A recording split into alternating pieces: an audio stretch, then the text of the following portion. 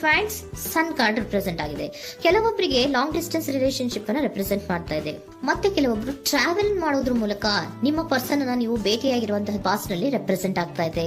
ನಿಮ್ಮ ಪಾಸ್ಟ್ ನಲ್ಲಿ ನಿಮ್ಮ ಲವ್ ಲೈಫ್ ನ ವಿಚಾರದಲ್ಲಿ ಒಂದು ರೊಮ್ಯಾಂಟಿಕ್ ಇತ್ತು, ಒಂದು ರೀತಿಯ ಕ್ಯೂರಿಯಾಸಿಟಿ ಇತ್ತು, ಒಂದು ಎಂಜಾಯ್ ಇತ್ತು. ಕೆಲವೊಂದು ರೀತಿಯ ಮೆಸೇಜ್ ಗಳನ್ನ ಎಕ್ಸ್ಚೇಂಜಿಂಗ್ ಮಾಡ್ಕೋತಾ ಇದ್ರಿ, ಫೋನ್ಗಳ ಮೂಲಕ ಅಥವಾ ವಾಟ್ಸ್ಆಪ್ ಗಳ ಮೂಲಕ ಮೆಸೇಜ್ ಗಳನ್ನ ಕಳಿಸ್ಕೊಳ್ಳುವಂತಹದ್ದು, ಒಂದು ರೀತಿಯ ಕ್ಯೂರಿಯಾಸಿಟಿ, ಎಕ್ಸೈಟ್ಮೆಂಟ್ ಗಳೆಲ್ಲ ನಿಮ್ಮ ಲವ್ ಲೈಫ್ ನ ವಿಚಾರದಲ್ಲಿ ಇತ್ತು.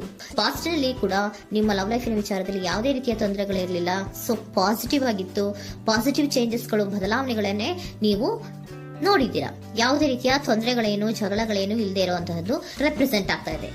ಅಟ್ ದ ಪ್ರೆಸೆಂಟ್ ಸಿಚುಯೇಷನ್ ಹೇಗಿದೆ? ಈಗಿನ ಸಿಚುಯೇಷನ್ ಕೂಡ secure ಆಗಿರುವಂತಹದ್ದು.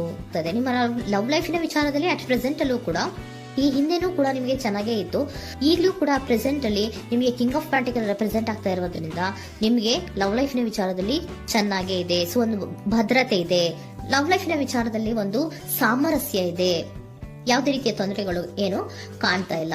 Second card ಬಂದಿರುವಂತಹದ್ದು present situation ಅಲ್ಲಿ ಸ್ಟ್ರೆಂತ್ ಇದೆ, ಬಾಂಡೇಜ್ ಇದೆ. ಚೆನ್ನಾಗಿ ನಿಮ್ಮಿಬ್ಬರ ಮಧ್ಯೆ ಒಂದು ಬಾಂಡೇಜ್ ಇದೆ, ಸಾಮರಸ್ಯ ಇದೆ, ಹೊಂದಾಣಿಕೆ ಗುಣಗಳು ತುಂಬಾ ಇದೆ.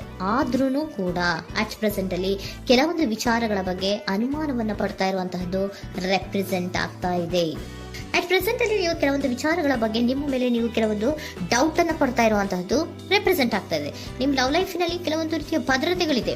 ಸೊ ಯಾವುದೇ ರೀತಿಯ ತೊಂದರೆಗಳೇನೂ ಇಲ್ಲ, ಒಂದು ರೀತಿಯ ಗುಡ್ ಬಾಂಡೇಜ್ ಇದೆ. ಆದ್ರೂ ಕೂಡ ನಿಮ್ಮಲ್ಲಿ ಯಾಕೋ ಆತ್ಮವಿಶ್ವಾಸ ಇಲ್ಲ, ಆತ್ಮವಿಶ್ವಾಸದ ಕೊರತೆಗಳು ರೆಪ್ರೆಸೆಂಟ್ ಆಗ್ತಾ ಇದೆ. ಯಾವುದೋ ಕೆಲವೊಂದು ಅನುಮಾನಗಳು ನಿಮ್ಮಲ್ಲಿ ನಿಮ್ಮ ಲವ್ ಲೈಫಿನ ವಿಚಾರವಾಗಿ ಇರುವಂತಹದ್ದು ರೆಪ್ರೆಸೆಂಟ್ ಆಗ್ತಾ ಇದೆ. ಏನಾದ್ರೂ ತೊಂದರೆ ಆಗ್ತಾ ಇದೆಯಾ, ನನ್ನ ಲವ್ ಲೈಫಿನ ವಿಚಾರವಾಗಿ ಏನಾದ್ರೂ ತೊಂದರೆ ಆಗ್ತಾ ಇದೆಯಾ ಅಂತ ನಿಮ್ಮಲ್ಲೇ ನೀವು ಅನುಮಾನವನ್ನ ಪಡ್ತಾ ಇರುವಂತಹದ್ದು ರೆಪ್ರೆಸೆಂಟ್ ಆಗ್ತಾ ಇದೆ. ಫ್ಯೂಚರಿನ ಬಗ್ಗೆ ಹೇಳೋದಾದ್ರೆ ಕ್ವೀನ್ ಆಫ್ ಪ್ಯಾಂಟಿಕಲ್ಸ್ ಬಂದಿದೆ. ಕ್ವೀನ್ ಆಫ್ ಪ್ಯಾಂಟಿಕಲ್ಸ್ ಬಂದಿರುವಂತಹದ್ದೇನು, ಒಂದು ರೀತಿಯ ಘೋಷಣೆಯನ್ನ ಮಾಡುವಂತಹದ್ದು ರೆಪ್ರೆಸೆಂಟ್ ಆಗ್ತಾ ಇದೆ. ಯಾಕಂದ್ರೆ ನಿಮ್ಮ ಲವ್ ಲೈಫ್ ನ ವಿಚಾರವಾಗಿ ಅಟ್ ಪ್ರೆಸೆಂಟ್ ಅಲ್ಲಿ ಕೆಲವೊಂದು ವಿಚಾರಗಳಲ್ಲಿ ಸ್ಟೇಬಲ್ ರಿಲೇಶನ್ಶಿಪ್ ಅಲ್ಲಿ ಇದ್ರು, ಒಂದು ಗುಡ್ ಬಾಂಡೇಜ್ ಇದ್ರೂ ಕೂಡ ನೀವ್ ಯಾಕೋ ಕೆಲವೊಂದು ವಿಚಾರಗಳ ಬಗ್ಗೆ ಅನುಮಾನವನ್ನ ಪಡ್ತಾ ಇರುವಂತಹದ್ದು, ಅದನ್ನ ರಕ್ಷಣೆ ಮಾಡೋದ್ರೊಳಗೆ ಹೆಚ್ಚು ಗಮನವನ್ನ ಕೊಡ್ತಾ ಇರುವಂತಹದ್ದು ರೆಪ್ರೆಸೆಂಟ್ ಆಗ್ತಾ ಇದೆ.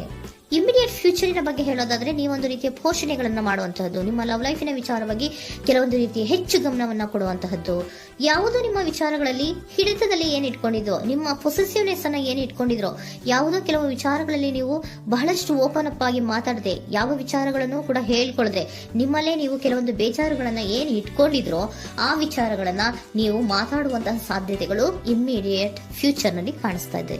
ಯಾವುದೋ ಕೆಲವೊಂದು ವಿಚಾರ, ಯಾಕೆ ಯಾವುದೋ ಕೆಲವು ವಿಚಾರಗಳಲ್ಲಿ ನಿಮಗೆ ಅನುಮಾನಗಳು ರೆಪ್ರೆಸೆಂಟ್ ಆಗ್ತದೆ. ಲವ್ ಲೈಫಿನ ವಿಚಾರ, ಪ್ರೀತಿಯಲ್ಲಿ ಯಾವಾಗ ಅನುಮಾನಗಳು ಸೃಷ್ಟಿಯಾಗುತ್ತೋ ನಾವು ಅವಾಗವಾಗ್ಲೇ ಅದನ್ನ ಬಗೆಹರಿಸ್ಕೊಬೇಕು.